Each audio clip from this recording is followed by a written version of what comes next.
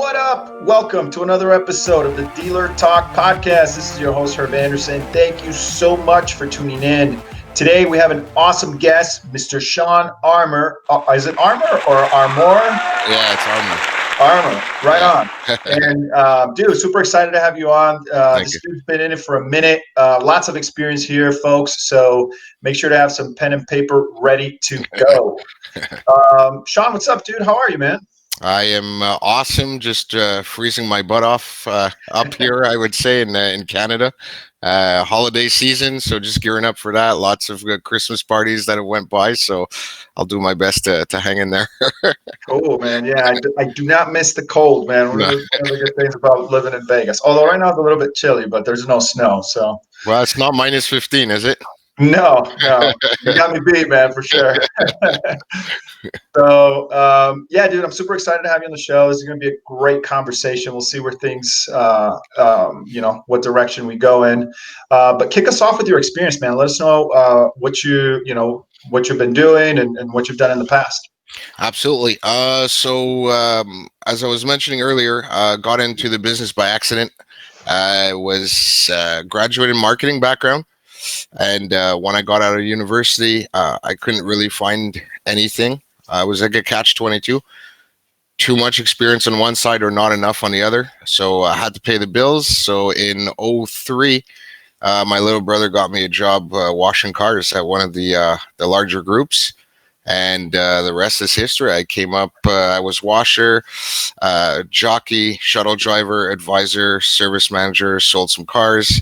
And then I built my first BDC and then didn't look back. So celebrating 17 years in the industry, and the last 10 have been literally building BDCs for Canada's largest groups. That's awesome, dude. Definitely want to talk a little bit more about that. I had mentioned to you that, this season I wanted to talk more about BDC because it's one of those topics that we really haven't covered on the show.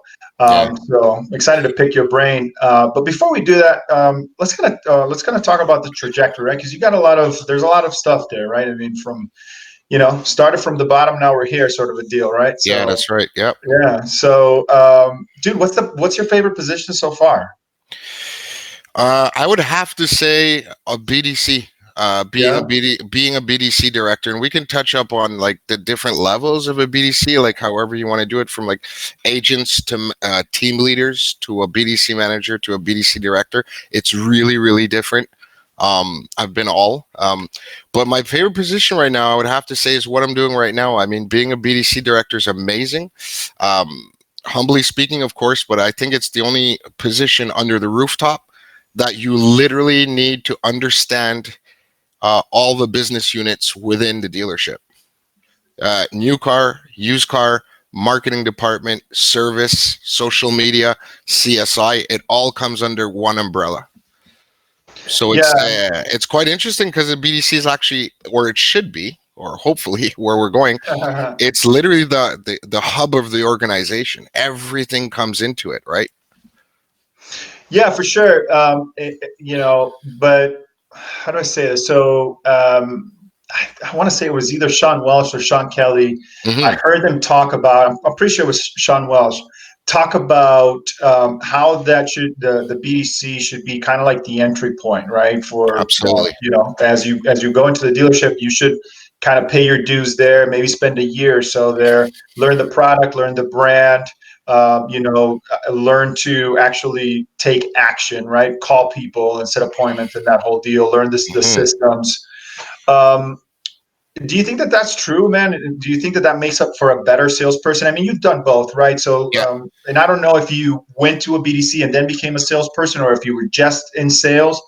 But if it was just like the typical where you're just thrown out there to do your thing, do you think that you would have done better if you would have started in the BDC, or if that would have been the first kind of introduction to the business? Yeah. Well, listen, I have mad respect for both Seans. I know I've spoken to them both, so a lot of respect there. But I just want to first, again, everything I'm going to tell you is subjective, of course. It's my own opinion, but What has brought me tremendous success right now on the phone, whether it's service or whether it's sales, is understanding the customer at the end of the day. Now, what you really need to do as an agent, regardless if you're in sales or if you're in service, is you have to understand both ends. You have to understand, basically what the customer wants and guide them on their journey. But you also have to find a way to transition that into the needs of the organization. Because whether people like it or not, this is exactly why we set appointments, right? It's not just anybody come in. So when you're setting an appointment, it's very important that you understand how the organization works. Why are we setting an appointment? Why does, I don't know, let's talk about sales for a sec. Why does an appointment take an hour? What are the processes? What are the steps? So what has helped me become highly effective on the phone is having actually done the position. They say that 7% of communication, 7% of communication is oratory. Judging by the books that I read and stuff. So when I'm on the phone and I'm speaking to somebody, you have to find a way to, how can I say, manifest the dealership experience in a vocal way to the customer. And the only way that I have managed to do that is having actually done the position. So hypothetically on sales, I'm more inclined to be able to walk the customer through the steps of what's going to happen when they show up to the dealer. And if you want to talk about service, when I'm on the phone and they're like, yeah, okay, I'm going to come in and do my service A, we'll do brake cleaning, and let's just throw in a wash, and when you say, okay, well, that's going to be about 3-4 hours, whatever the case may be. And then people just think, they're always the only person to walk into a dealership, so when you have to be able to explain those 4 hours. And having been a washer, I can explain to them that, I can explain to them the check-in process. Having been an advisor, I can explain to them the entire process. So it helps when you start on the outside and then you come in. Because what happens is when you're in, you're on the phone 98% of the time. Right? So whereas a salesperson, they can have their hands, they can show you around, they can show you pamphlets. Service, well, the service advisor can walk you through the recommended maintenance schedule, etc. But when you're on the phone, you don't have any of these, right? So I think being on the outside and then coming in, your rate of success will just be that much more. It is possible, like Shawn said it would be, but I think that when you're on the outside and then you come in, it's a lot easier. Yeah, dude. So you said something right now that's, to me, is super powerful, dude. You said, and obviously, I'm paraphrasing, Yeah, but it's okay. what I took from it was, you have to be able to basically convey to the customer over the phone, right? With that 7% communication, verbal, bar, if you will, or measure, what that experience is going to be like. Dude, that's super powerful, man. How do you guys do that, man? And how do you do it effectively? Well, first things first, what I've learned, because again, like I said, I've been doing BDC since before those 3 letters were an acronym. What we had we had pen and paper, Excel sheets, and a DMS. CRMs weren't even invented, so it's kind of like, hey, let's just figure this out, right? So the first thing that I was taught, I've taken a lot of communication courses, and it's super important. And the one thing, aside from other things that I learned in communication, is very simple. You have 2 ears and 1 mouth. So listen twice as much as you speak, right? So the customer is basically telling you everything. The only thing you have to do is receive the information and then just put it, how can I say, and just structure it around whatever the dealership can offer. So is it appointment, like if we're talking about service, is it appointments every 15 minutes? If you're talking about sales, is it 1 sale appointment every hour? So it's really about getting the information from the customer and then manipulating it in such a way that it works out for the dealership processes as well, and just marrying them both as close as possible. So it's almost like a negotiation, right? I was also taught in negotiation, it has to be a win-win situation for both sides, right? So one of the reasons why a dealership will have a bad CSI, or customer service, is somebody will call in and we're always trying to funnel people into what we want them to do, right? And I think that's why that the dealerships got a bad rap over the years over on the sales side, because it's like, listen, you just come in and I'll tell you how it works. But people don't want that anymore, and the people have spoken, which is why Amazon exists today. Yeah. Like, I don't want to get up. I don't want to go to the store, you know? Yeah, no, I agree with that thought 100% for sure, man. So I kind of want to develop this a little bit, and forgive my ignorance, man, because No, no, no, no. when I was in it, right, when I was a service manager was the highest level that I got to, but when I was in it, I left the dealership world back in early 2000s, and we didn't have BDCs, man. That concept wasn't a thing. Like I used to Yeah. give my decline services ROs to my ASMs, and I'd be like, guys, it's slow. You guys better start like dialing, right? Yeah. So that's kind of the how I was brought up. But dude, now I see it. I, please forgive me, man. I'm not trying to be rude, but it's No, just no, no, no. Hit me. Go ahead. um, it it seems like the BDC sucked the hunt out of the salespeople for whatever reason. I don't know why. Like I just don't see them. I see them more now as order takers. They're just kind of waiting for the BDC to do everything for them, set them up with that customer.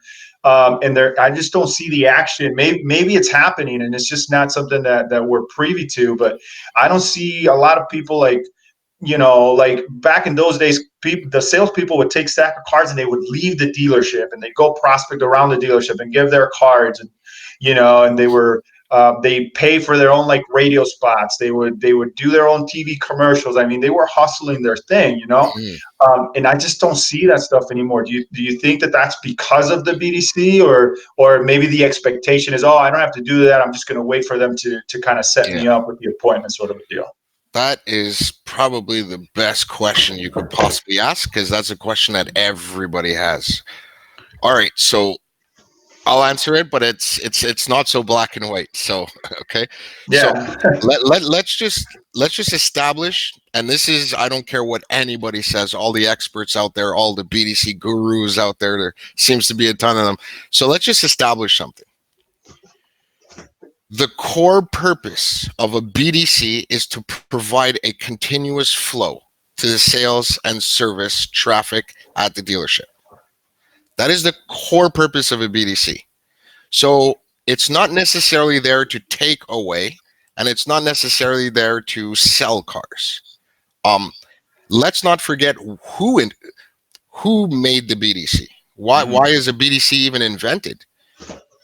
Over on the sales side, the BDC was invented because the salesmen were not doing their follow-ups. Mm-hmm. You can walk around the dealership and give, and again, and this, I'm not patronizing anybody. I'm not taking anything away from salespeople, but you could walk around and give all the business cards that you want.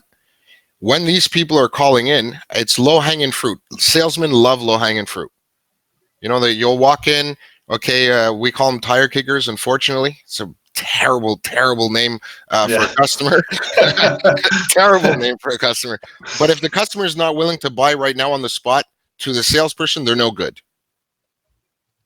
So I think that's why a BDC was created over on the sales side, right? So it was basically, it creates traffic. It allows for a consistent customer interaction. Most importantly, it improves customer communication, or it should, and then drive customer retention. So for me personally, where I am now, my cadence on a fresh lead over on the sales side is about 6 months.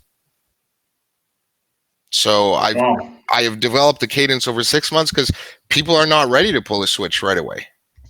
Whereas we're so used to low-hanging fruit. So I don't think necessarily that the BDC was created to take anything away. I think it was actually quite the opposite. It was enhance the experience. Exactly. Yeah, for sure.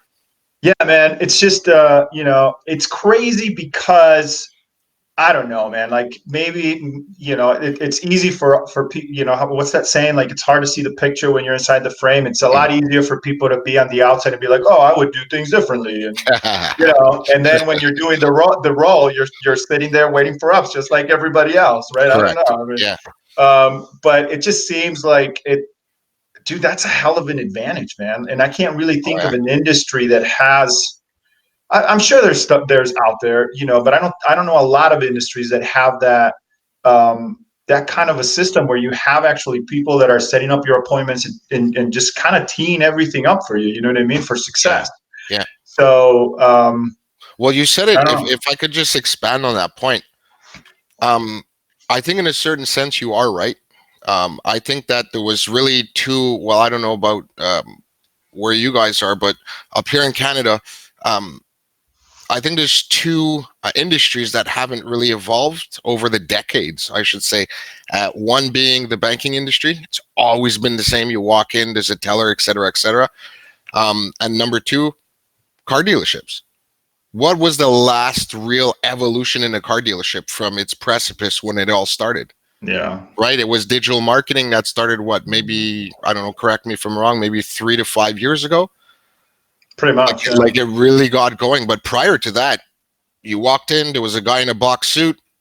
You know that there's going to be haggling, there's going to be a back and forth. Is he giving me his best price, et cetera, et cetera? So I think that the BDC was born out of necessity.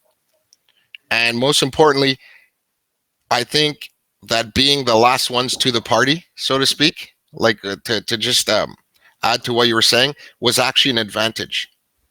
Because now we've seen what works and what doesn't work. Dude, I love that. Yeah. Well, it's true because I mean, if you're thinking about it, everybody right now they all have like digital marketing, all this stuff, but we were so slow to evolve that we were able to benefit from the other industry's mistakes. And I think that's where we are. I mean, let's look at 2019 for us. What did we see this year from January to now? What did we see this year? We saw basically a decline of the suit. That speaks volumes. Like look at all the salesmen right now. There's no more real suits, you know. Everybody's kind of like, it's more casual now, you know, because that's what people want. You don't trust somebody in a suit, as they used to say, right? Dude, I don't know. I don't think. See, I agree with what you're saying, but I fundamentally disagree with that whole movement, and I refuse. Like, if I'm in the dealership, I'm in a suit, and and that's the way it's going to be for life.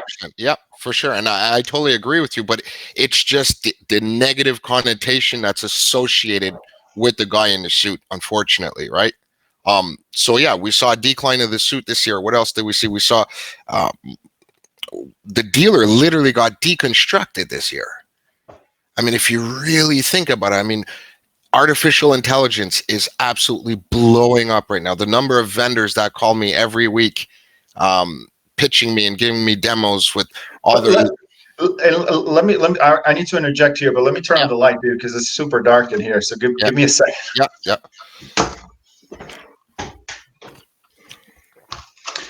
All right. So yeah, dude. Let's talk about this for a minute, because this is one of the things that I see it and I hear it, but my brain just doesn't want to either accept it or comprehend it for whatever reason. Mm-hmm. And it's funny that we're going to talk about this, because I just posted 2 excerpts from an episode that I did with Shawn Wells. Hey, Shawn Wells, shout out, man! I'm just saying your name here. Right. A lot of Shawns today. I know, right? But they were both about AI, man. And when I was cutting them, and Eddie doing the edits for them, I really started thinking about AI, and I just don't think that I 100% believe that in our industry we're there yet. I mean, the concept in theory, I think it's cool and it could be something, but for what the vendors are claiming to be and to do with AI, I just don't feel like we're there. Are you seeing that, or are you seeing something different? I know that, for example, there's this company Conversica. I'm sure you've heard about them, but they have some bold claims. I do have clients that use them that absolutely love them. They refuse to tell anybody about this AI or whatever they call it. Oftentimes I hear them refer to it as their secret weapon, which to me is like, whoa. But what are your thoughts on that whole thing, man? Like, what are you seeing? Yeah. So great question. First things first, I totally agree with you. 100%.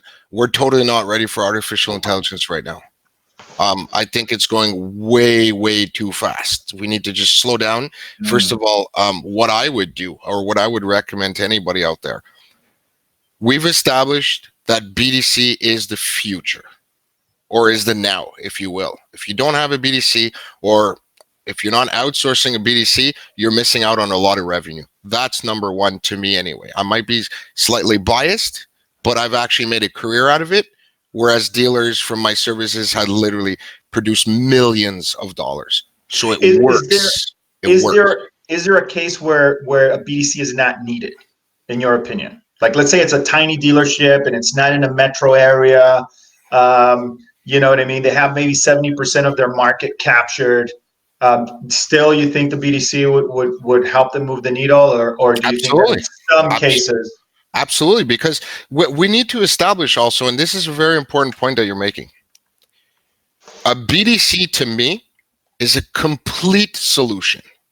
I'll explain. I'll explain because the nuances right now are super important, and I'm looking to with the Shawns of the world, the Welshes and the Shawns. Yeah. What I'm looking to do in 2020 is to really reinvent the BDC. So a BDC to me incorporates service. So you have service campaigns, service touch points. You'll have sales. So your internet lead department or your internet department. It'll have marketing, and it'll have the customer service. Now, when you're talking about a smaller dealership, it really who said it? I think it was Joe Verdi, that VPA was something like vision, plan, action. He had something like that. So I think what's really important is to who wouldn't need a BDC? I mean, you're not, from a service perspective. Mm-hmm. If you just sit there and wait for people to come, I mean, do they know what the maintenance menu is? Absolutely not. Do they know what's due?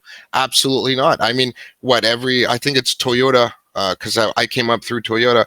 Toyota was every 6 months or 8,000 kilometers or something like that. So, I mean, let me ask you a question. When's your next dentist appointment?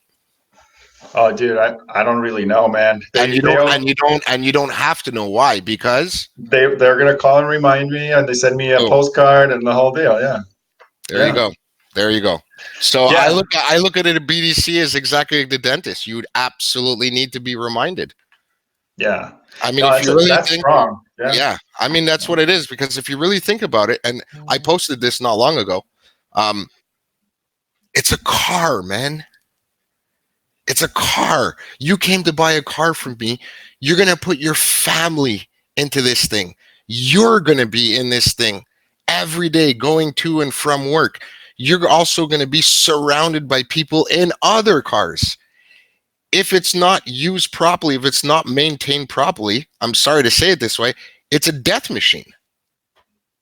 If someone's not there to explain to you the importance of doing a brake service, which is a clean, lube, and adjust, it doesn't mean, sir, that you have to change the entire braking system. But if you're not doing this and your calipers seize, I'm sorry, but you're going right through the car in front of you.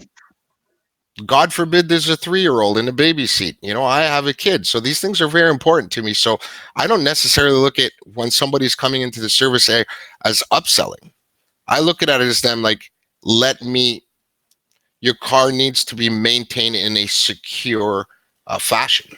So, and I want to say a thought to that, dude, because I used to harp on my guys on this, because it's not fair to the customer.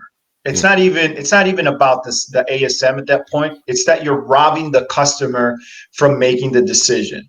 And you just said it right now. You know, like sometimes, especially if the customer's spending money with you, like maybe they got a couple $1,000s in service work or whatever, and then, you know, as it always happens, the technician comes up and they're like, hey man, you know, I was doing this, but then, you know, I found this, and so now it's going to be, you know, $1,000 more. Well, we get afraid to call a customer and explain that to the customer because they're already $2,000 in, and we rob the customer from making that, and we maybe downplay the urgency of the repair, or we don't really convey it properly, or sometimes we don't even mention it. We just when they pick up the car, we give it to them as a recommendation or something to that effect. And we rob the customer from making the decision. And so whenever I have an opportunity to say this, I'm always going to interject and talk about the importance of tell the customer what the car needs. Don't downplay it like it's a recommended service. Like, tell the customer what it needs. Don't decide for the customer. Just make sure that you're conveying that information and let the customer decide. Yeah, and I call that full transparency, right? Yeah, So it is so important. Totally agree with what you're saying. So the way I look at it, um, sales creates customers, service keeps them, right? So for sure. you're gonna spend thousands of marketing dollars to attract people and to have them buy a car, and then once they buy the car, the journey just begins. Hypothetically, you're gonna lease a car in what, 4 or 5 years, 6 years in some cases. Hmm. So it's about culture and it's about relationship building. It's not a transaction. It needs to be relationship building. Whereas I can almost say, "Hey, Herbert, how are you? It's Shawn from XYZ company. So we did your servicing, and Herbert, listen, I fully recommend a brake service. We're not going to change the brakes. Everything's okay, but we need to clean, lube, and adjust. It's recommended every 30,000 kilometers, or I'm not sure what that is in miles, but I don't know, man. but it's about Don't put me on the spot, dude, because I'll fail that test. but it's about it. Honestly, it's about building a relationship. That's exactly what it is. Yeah, People buy things from people they like, and also we have to place value on it. yeah, Not just, hey, listen, you're due for this. Okay, well, what the hell is that? I think all too many times the problem of a dealership is that we work like 40, 50, 60 hours in a dealership, and we just expect everyone to understand our vernacular. Like, people, my mom doesn't know what a brake service is. She hears the word brakes, she associates that to, oh my God, $800 to redo right. the entire thing. No, no, Yeah, no, it's okay. Leave them, leave them, leave them. Once you get that no, you're screwed. That's it. it's over. Yeah, no, I Yeah, agree. So let's kind of evolve this a little bit yeah, because I wanted I want to continue on this BDC conversation yeah. Let's do it. or yeah, sort of thesis, but let's talk about how it applies in the service department because Yeah, I see that I don't even want to say it's more advantageous, but maybe it is, dude. Like I feel like the BDC for service is huge, and here's just one example that I can think of: decline services, right? And that was my biggest thing. Like I wish we would have had that service available back in those days, where I actually had a team of people following up with these on a regular basis. And I know it's mm, a lot more in depth than that, but that's just my high level comment. But let's talk about how the BDC can benefit you in the service department. Because there's a lot of people out there in service that don't have a BDC. They're not even considering it. oh wow. Yeah, man, like I was like you.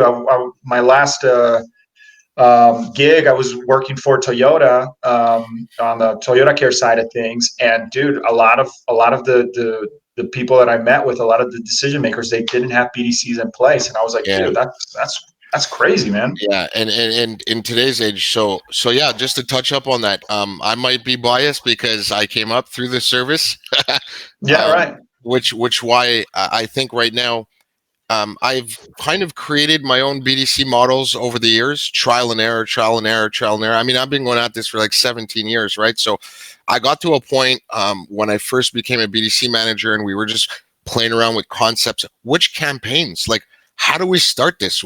What do we call? Right. So I'm actually putting modules together to present to dealerships. Okay, listen, this is how you need to start. First things first, it's a requirement. It's absolutely necessary because you have all the those quick oil change guys, the 10 Hmm. minutes in and out. I mean, they're going to be Express taking, services. yeah, they're going to be taking all your business, right? So um Oh, you're talking about independence. Yeah, yeah, for yeah, sure, man. independents or those quick Absolutely. in and out guys. Like if Yeah, if you're yeah, not calling your customers, they're not thinking about me. They're just driving. The oil light goes on. They're like, oh my god, it's time for an oil change. And then they see, hey, in and out in 20 minutes. Well, of course I'll go there. Why am I going to make an appointment with the dealer, leave my yeah. car, miss work, get a shuttle service? The guy calls me later. He's going to upsell me. Like, it's an entire journey. So the first thing that I would say is you need to create what I like to call the essential touch points, the essential touch points out of service for a BDC. Get your pen ready. The first one, I call them delivery calls. Now, delivery call is Herbert just bought a car. Herbert leaves. He's all excited. So he understood absolutely nothing the day of the delivery of his vehicle. He just saw this big, nice, beautiful, shiny car and he took off. It is absolutely essential that the BDC calls every single delivery person a week after. Love that. Yeah. Just to touch base, don't forget, biggest problem of a dealership is what? The DMS. Garbage in, garbage out. Garbage out. Yeah. Correct. If I don't have all your phone numbers, all your emails, et cetera, if I can't communicate with you, I'm in the shitter. So number one, get into contact with all these people, and it's an opportunity for you to explain how things work.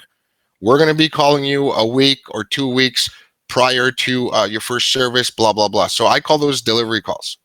The next one, the most important one, confirming the appointments that they book. You absolutely have to confirm the appointments that you book. Why? The service, essentially, at the end of the day, what are they really there for? We're there to sell hours. Pretty much, really, yeah. You're really there to sell hours. We're selling time is what we're in the business of.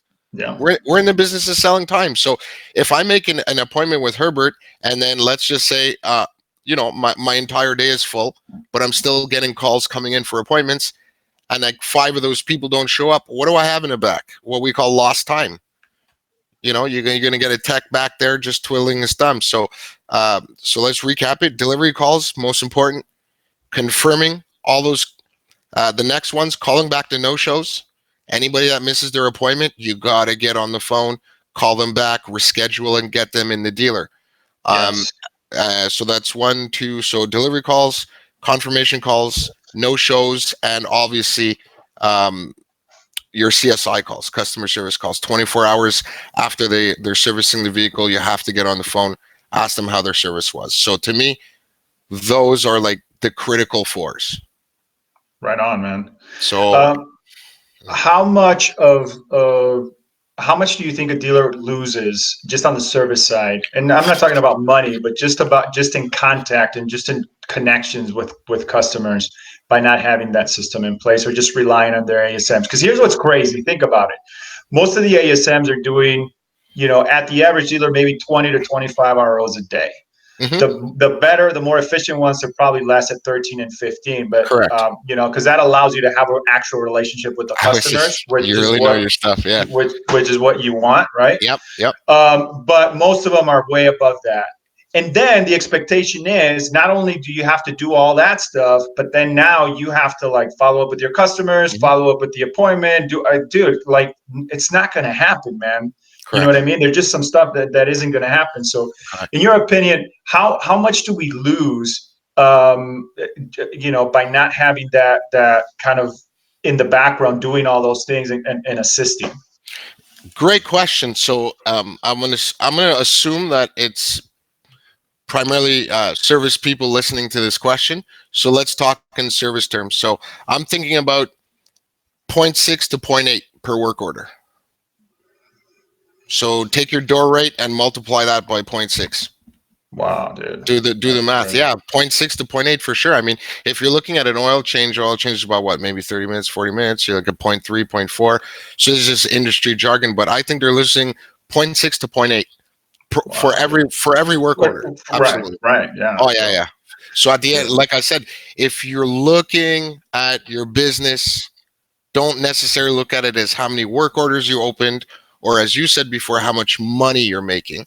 You got to look at it as missed opportunities on every work order. Right. Yeah, absolutely, man. For sure. Making money, and this is not me, this is Simon Sinek. Like, I swear by this guy, but yeah, that dude knows his stuff, man. Making money is a result. That's all it is. Yeah. Making money is a result of effort, right? Putting processes and that effort in place, that's what's going to give you a step above. So yeah, about 0.6 to 0.8 per work order. And at the end of the month, I mean, I don't know, do the math. You take your door rate, you multiply that by 0.6, let's just say, multiplied by how many work orders? 15 to 20. Let's talk about, I don't know, anywhere from 50 to 80,000 bucks. Wow, dude. Multiply that by a year is about what? That's 80. So let's just call it, maybe it goes up quick. So if you say maybe, yeah, definitely a few $100,000 a year. Yeah, man, that's nuts. And Wow. that's not to mention your customers that are not happy that have gone elsewhere. Yeah, of course, and the retention impacts and all those things. Yeah, You can't even yeah, quantify that. yeah, dude. Of course. Yeah. So let's Um, just call it millions at that yeah. point. I mean, Dude, yeah. Moral of the story: get a BDC, man. Like it makes yeah, sense. yeah, exactly. Okay, so there's we're real close on time, but there's several questions that we're gonna get Yeah, to, man. yeah, So yeah, hang in yep. there with me Yeah, yeah, because I'm good. we got to talk about these two things for sure. So the next question I want to ask you, I want to make sure to pick your brain on is, and I'm going to tell you in the form of a story, and then the Mhm. question is in there somewhere, but let's kind of develop that. So I was working with a group recently. Obviously, I'm not going to name any names, but they Yeah, had multiple stores, right? yeah. And I was doing a review for all of their stores at once. It was a big project, and one of the things that I noticed is that they were very so here's the other thing, just to give you specifics. They were all next to each other on the same block on the same auto mall. You know what I Hmm. mean? Hmm. But they were very independent. They really treated their neighbors as competitors, so they were really guarded with all their information. But I Hmm. noticed that one store had a BDC, another didn't, and then the other one had sort of a BDC, but there wasn't anything really connecting them.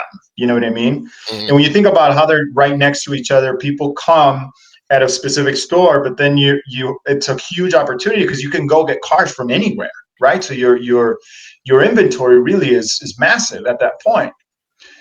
Does it make sense in certain groups, depending on how they're structured and things like that? Do you think that it's advantageous for them to have a centralized BDC? Because that always seems to be a point of contention. Oh no, well I want it this way, and I Yeah. want my customers to be communicated that way. When does that make sense? When does it not make sense? It makes sense when that's the culture of the group. I mean, that's the only way I could say it. Right. There's we need to understand that. Listen, first things first, it's not necessarily that, you have to, like you said, they don't all have to be centralized. One could be, it depends on the needs, it depends on the budget of the store.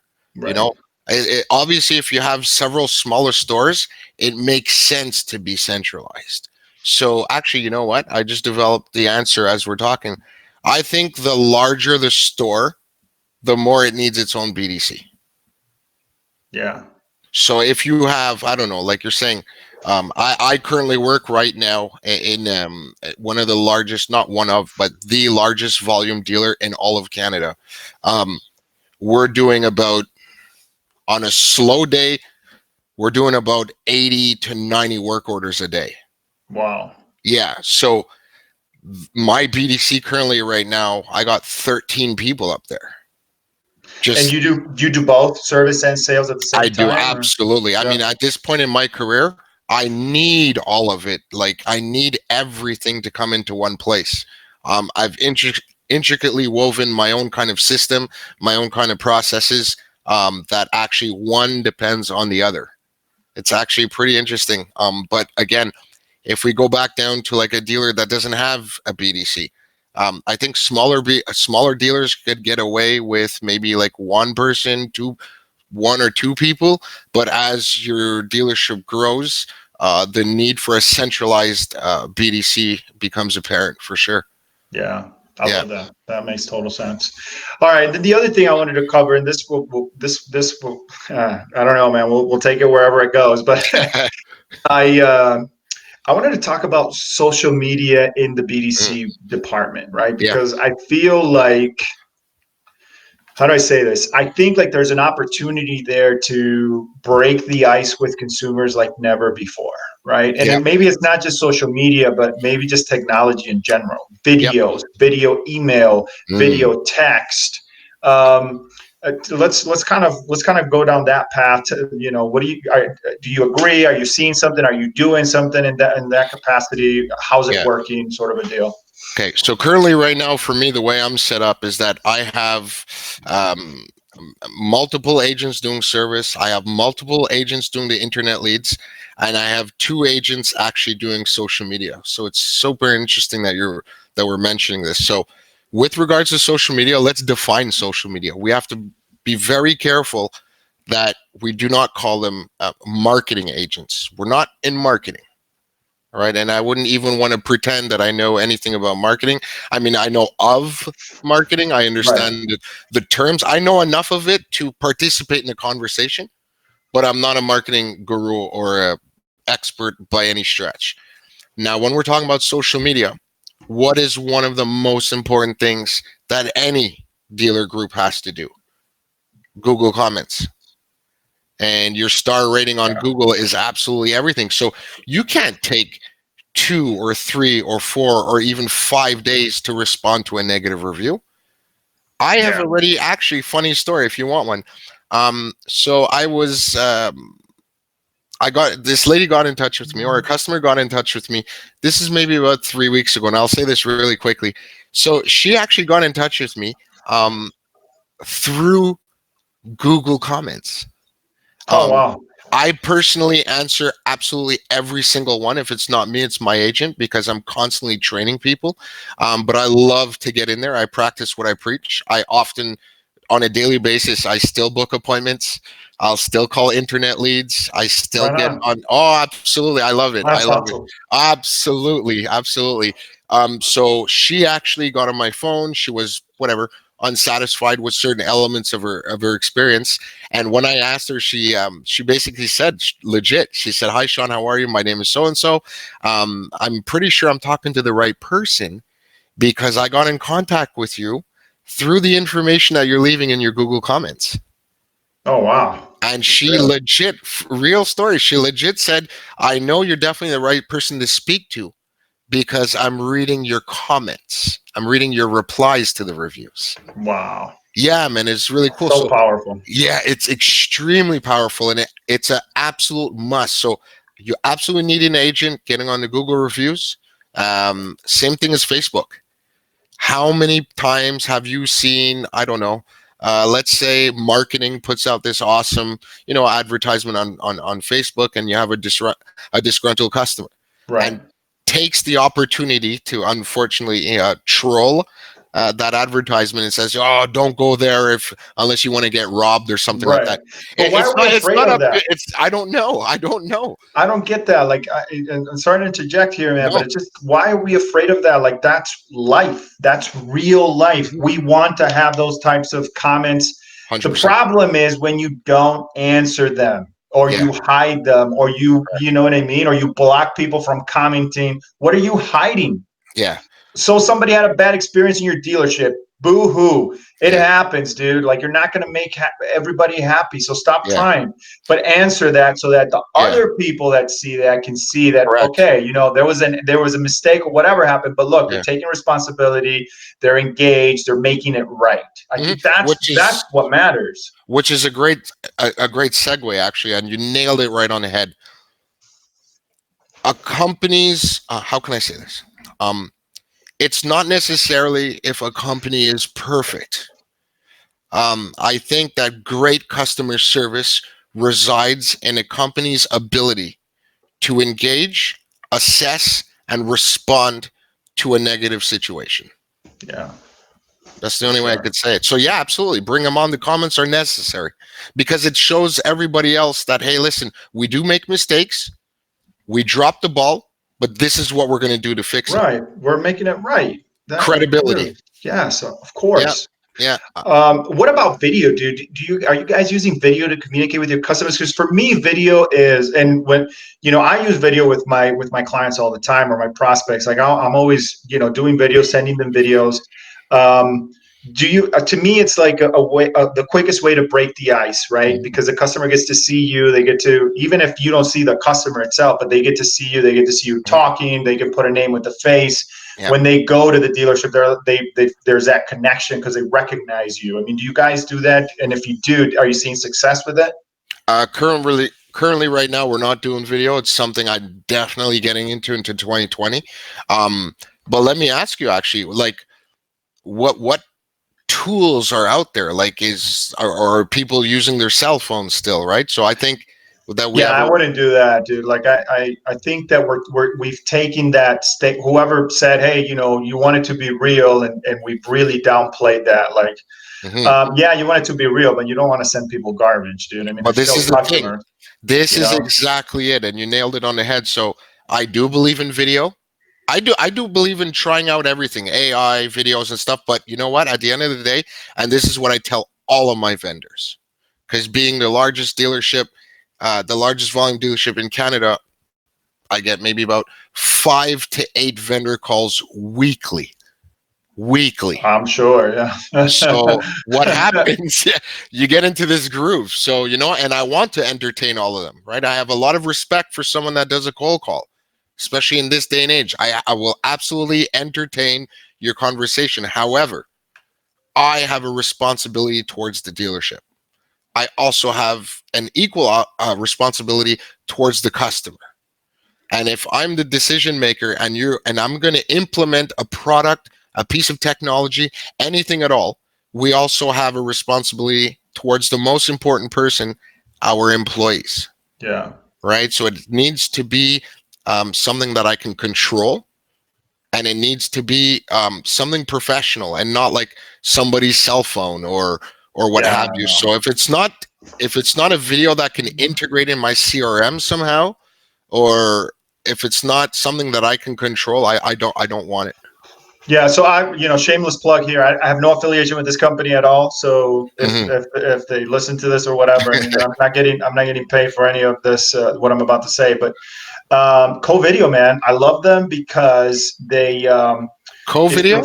yeah, man, it's professional. But what I like about them the most is they allow you to brand your video, right? So Okay. you can put your logos on it. It looks Hmm. it looks very professional. But the most powerful thing, it's got links on the side, and Oh you wow. can attach those links to whatever. So you could put your inventory there. You could put your scheduler for your service department. Um, I've seen stuff where that dealers use it, put like photos of their of Oh their wow. of their Cool. staff on some sort of a rotation or something like that. So, yeah, dude. I mean, So then, um, co-video, hit me up. yeah, right there you go. Cool video. Hit Sending me you a up. lead. Yeah, that's Shawn Armore. Yeah. But yeah, dude, I feel like that's something, and I don't see a lot of dealerships doing it. I have to admit, and a lot of the ones that have done it, they kind of stopped doing it because you can be progressive at the top, but then if you don't hire progressive people, then Hmm. it's all for naught. And I think that's where a lot of the miss is. Like And you have these GMs that are, yeah, let's do the video, I'm in, and then nobody wants to do it because they're afraid to get on well, camera and stuff. and you know what, Herbert, this is the most important thing, and I agree with you. I am of the train of thought that if you're going to do something, do it. You can't just start something because it's a trend or it's a cool idea or it seemed good at the time and then Yeah. just stop, right? So, um, how do we say that? You have to. What did I hear recently? Uh, Forget it. But anyway, if you're going to do something, if you're going to commit to something, you have to jump in. You can't. You have to be the antagonist. You have to be the main character. If you're going to do something, commit to it and do it. But Full force. not recklessly. Plan it, action it, execute. Yeah. Incremental growth is what you're looking for as a dealer, whether it's BDC, whether it's anything else. Incremental growth. Slow is fast. Yes. Totally agree with that, man. Slow is fast. And I guess because I'm looking at the time now, but BDC at the end of the day is another business unit. And you can't stop it. It's happening. Whether they like it or not, it's happening. So you have your sales department, you have a marketing department, you have your accounting department, service department, well, the BDC department. Yeah. It's no longer just two people sitting in a corner with like Excel spreadsheets cold calling people. It's a legitimate department. I totally agree. Yes, Yep. sir. Dude, this has been amazing. Such a great conversation. So awesome to have you on the show. Really I appreciate your appreciate it. time, I man. really appreciate your time. Yeah, man. I want to give you a couple of minutes to tell us about how we can connect with you, whatever you want to share with us. And then obviously, if you're cool with it, we're going to put all that information in the show notes so that folks can reach out. Yeah, for sure. Right now, the best way to reach out to me is on my LinkedIn page, Shawn Armore. I guess you'll put my last name. You got my email there too, or you could just DM me. I'm gonna be blown up next year though. A lot of crazy news coming. But for the yeah, for sure. But for the current moment, just through LinkedIn, I mean, I've met a ton of people over the last 2-3 months. It's just been crazy talking to people in Poland. As far as Poland. Oh, wow. That's Yeah, awesome, man. I was talking to a couple of BDC managers out there, a couple of people. Well, now Las Vegas, I could add that to my list.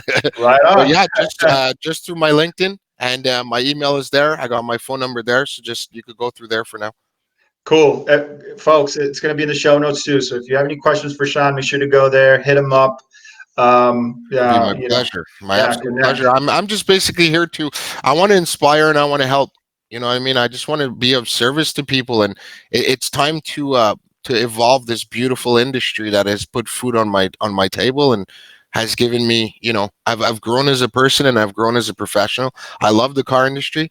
I just hate the negative stigma attached to it, and it's up to us now to take the reins from the people that built it and to make it new, you know? Yes, I totally agree, man. Let's Mhm. do that. I'm down for that. All right. So as you know, there's one question I ask everybody that comes on the show, and that question is, where do you see the automotive industry headed in the next 5 years, and why? Yeah. In the next 5 years, where do I see the automotive industry headed? I think it's going to go through the next 2 years is going to be very turbulent. For the simple fact that we're just now finding our footing. We're just evolving. Like the whole BDC digital marketing even is not even what it was 2 years ago. So I think we're, if I can use this term right now, scurrying underfoot. But we'll find it. It's not going anywhere. Cars will always be. Transportation will always be. Um, but scary enough, I can't go past 2 years. Right Scary on. enough, I can't go past 2 years because I think what Tesla's doing, what the electric car is doing, it's just there's gonna be a massive shift. What's gonna happen with the service departments? I mean, there's no more oil. There's no more. There's no more radiators. There's no more things. So I'm not really sure. It's gonna be exciting though. It's definitely gonna be exciting. Yeah, dude, I can't. Man, I'm stoked. I can't be. Hmm. How do I say it? Like, I'm just grateful to be a part of this industry at Yeah, this particular moment in time. yeah, You for know what I sure. We're mean? part of it. Yeah, we're part of it. Yeah. So it's gonna be awesome for sure. Hmm. All right, dude. Hey, listen, man. Thanks again for coming on. I really appreciate it. It's a really great conversation. I've enjoyed it. So thank you so much. I appreciate it. One more time, I want to anybody listening, please connect with Shawn. Awesome dude. Lots of information. Lots of as you guys heard, lots of years in the industry. He's done it all. So remember, the quickest way to evolve and to grow is to connect with people that have done what That's you right. want to do Mhm. and learn from them. Absolutely. So make sure to reach out. That's all the time we have for today. Please, if you like this podcast, if you like this episode, make sure to share it so that people can take this information back to the dealership and implement in their day-to-day. Thank you so much for tuning in. That's all the time we have. And as usual, we'll talk later.